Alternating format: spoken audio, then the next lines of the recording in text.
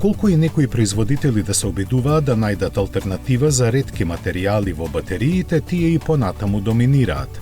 Затоа и електричните возила се скапи, а нивното производство е еколошки дискутабилно. Според процените на аналитичарите, дури кон крајот на деценијата може да се очекува некакво реално подобрување во однос на сегашните позиции. До тогаш во еден пакет батерии за просечен електричен автомобил ќе има 6 кг литиум, околу 8 кг кобалт и 29 кг никел. Се користат и уште 80 кг бакар и 30 кг графит, што посочува на неопходното усовршување на технологиите за рециклирање на батериите. Тоа во моментот го прават малку компании со високи трошоци, но ако растот на продажбата на електричните возила продолжи со очекуваното темпо, лесно може да се случи да дојде до недостаток на ретките метали.